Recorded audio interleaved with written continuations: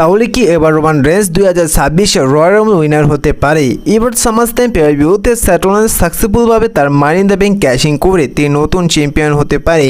তো আজকের এই ভিডিওটিতে অনেক আপডেট নিয়ে আলোচনা করব, আশা করি সম্পূর্ণ ভিডিওটি দেখবেন। তো সর্বপ্রথম আলোচনা করব কালকে স্ম্যাকডাউনটি নিয়ে। তো আপনারা যেমনটা জানেন যে কালকে যে স্ম্যাকডাউনটি হতে যাচ্ছে, এই স্ম্যাকডাউনটি ডাব্লিউডাব্লিউই এই সপ্তাহে রটি শেষ হয়ে যাওয়ার পরে আগে থাকতেই টিপ করে নিয়েছে। তো কালকে স্ম্যাকডাউনের জন্য ডাব্লিউডাব্লিউই অফিসিয়ালিভাবে কনফার্ম করে দিয়েছে কোডি রোডসকে। কালকে স্ম্যাকডাউনে কোডি রোডসকে দেখা যাবে টিফানি ট্রেডার্সকে। তো কালকে স্ম্যাকডাউনে হয়তো টিফানি ট্রেডার্স এবং জেলিনা ভেগার মধ্যে একটি SmackDown women championship match confirm হতে পারে এবার স্যাটারডে নাইট মেইন ইভেন্টের জন্য।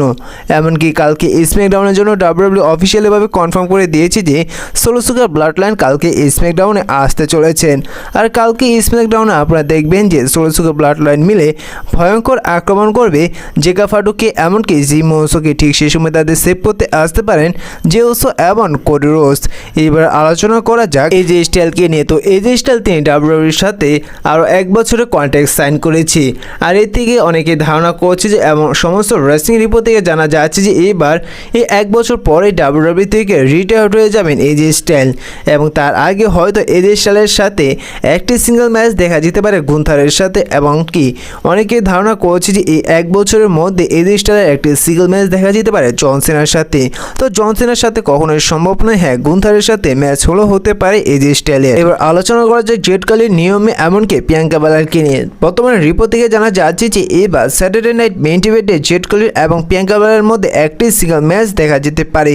পাশাপাশি আরও একটি জিনিস অনুমান করা যাচ্ছে যে আপনাদের যেমনটা জানালাম যে এবার এভলিউশন পেপার-ভিউতে নিয়মে তার মানি ইন দ্য ব্যাংক ক্যাশিং করে টিফানি ট্রেডার্সের উপর তিনি সাকসেসফুলভাবে নতুন স্ম্যাকডাউন চ্যাম্পিয়ন হতে পারে। এবং ডাব্লিউডাব্লিউই যেভাবে স্টোরিলাইন দেখা যায়, যার কারণে সামারস্ল্যাম পেপার-ভিউতে জেড কালি এবং নিয়মের মধ্যে সিঙ্গেল ম্যাচ দেখা যেতে পারে স্ম্যাকডাউন ওমেন চ্যাম্পিয়নশিপের জন্য। কিন্তু বর্তমানে অনুমান করা যাচ্ছে যে এদের ম্যাচটি হতে পারে একটি ট্রিপল থ্রেট ম্যাচ, কারণ এদের নিয়ে একটি ট্যাগ টিম হয়েছিল এবং এদের নিয়ে বর্তমানে ডাব্লিউডাব্লিউই স্টোরিলাইন দেখাচ্ছে। যার কারণে এইবার সামারস্ল্যাম পেপার-ভিউতে স্ম্যাকডাউন ওমেন চ্যাম্পিয়নশিপের জন্য ম্যাচ দেখা যেতে পারে জেড কালির ভার্সেস প্রিয়াঙ্কা বেলার ভার্সেস নিয়মের মধ্যে।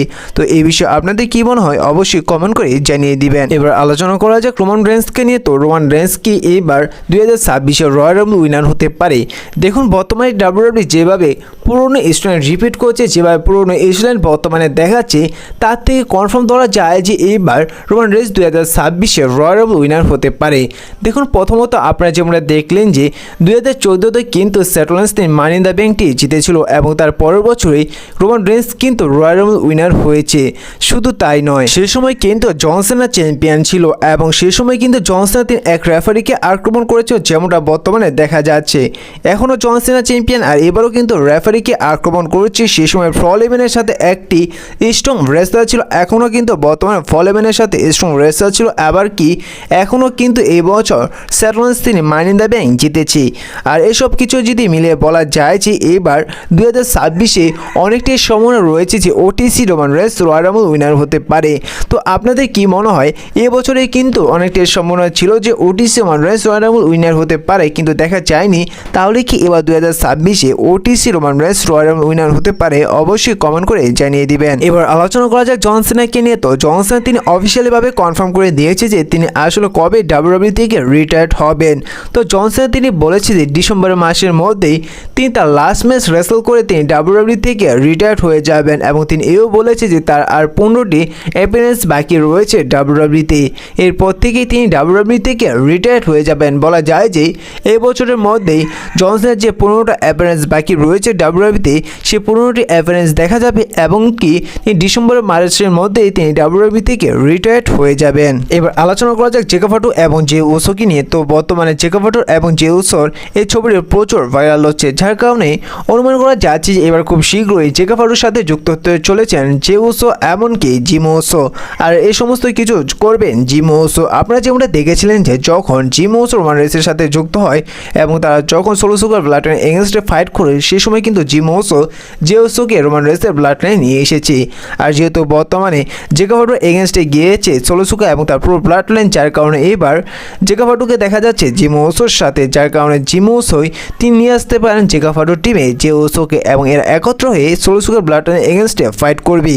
আর এই বিষয়টা আপনারা স্ম্যাকডাউন থেকে থেকে ইঙ্গিত পেয়ে যাবেন, কারণ এবার স্ম্যাকডাউনে জেকা ফারুককে হেল্প করতে আসতে দেখা যাবে কোরোসকে এবং জে উসোকে। তারা এসে জেফ কবকে ভয়ঙ্করভাবে আক্রমণ করবে।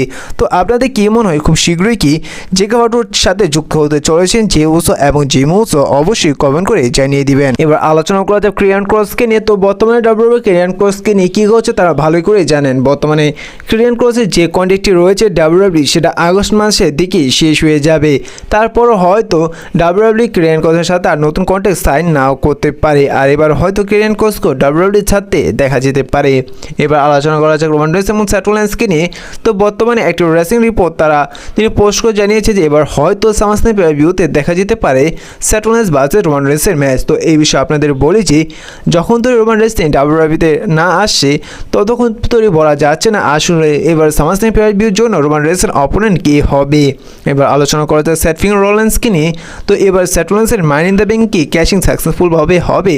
হ্যাঁ, আপনারা কনফার্ম ধরে নিতে পারেন যে এবার সেথ রলিন্সের money in the bank cashing সাকসেসফুলভাবে হবে, কারণ এবার সেথ রলিন্সের তার ফার্স্ট ম্যাচ দেখা যেতে পারে হয়তো সামাসনাই ভিউ নাইট 1-এ, এবং তারপরেই যেহেতু সামাসনাই ভিউ নাইট 2-এ কোরোস এবং জনসনের ম্যাচ হবে, সে জায়গায় সেথ রলিন্স তার মানি ইন দ্য ব্যাংক ক্যাশিং করতে পারে।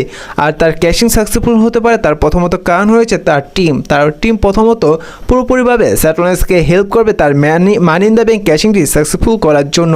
আর আরেকটি বড় বিষয় হচ্ছে যে আপনারা যেমনটা জানেন যে কোরোস তিনি রোমান রেইন্সের মতন স্ট্রিট ফাইট মুভির জন্য কাজ করবে, যার কারণে রোমান রেইন্সকে এখন দেখা যাচ্ছে না ডাব্লিউডাব্লিউতে, ঠিক আর কিছুদিন পরেই কোরোসকে ডাব্লিউডাব্লিউতে দেখা যাবে না, যার কারণে ডাব্লিউডাব্লিউ হয়তো এবার সামাসনাই বিরুদ্ধে কোরোসকে চ্যাম্পিয়ন নাও বানাতে পারে। আর কয়েকদিন পর যেহেতু জনসন তিনিও ডাব্লিউডাব্লিউ থেকে রিটায়ার্ড হয়ে যাবেন, যার কারণে জনসনকে হারিয়ে এবং কোরোসকে চ্যাম্পিয়ন না বানিয়ে সে জায়গায় সেথ রলিন্সের money in the bank cashing successful করাতে পারে ডাব্লিউডাব্লিউ, এবং সে জায়গায় সেথ রলিন্সকে নিউ আনডিসপিউটেড চ্যাম্পিয়ন হতে দেখা যেতে পারে।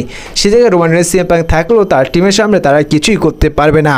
আর আপনাদের যেমনটা জানালাম যে যদি এবার সামাসনাই ভিউতে সেথ রলিন্স চ্যাম্পিয়ন হয় তাহলে আপনারা 2026-এ রয়্যাল রাম্বল উইনার হতে দেখতে পারবেন রোমান রেইন্সকে, কারণ এবার রেসলম্যানিয়া 42-এ আপনারা 99% কনফার্ম ধরে নিতে পারেন যে রোমান রেইন্স এবং সেথ রলিন্সের ম্যাচ দেখা যাবে একটি টাইটেলের জন্য।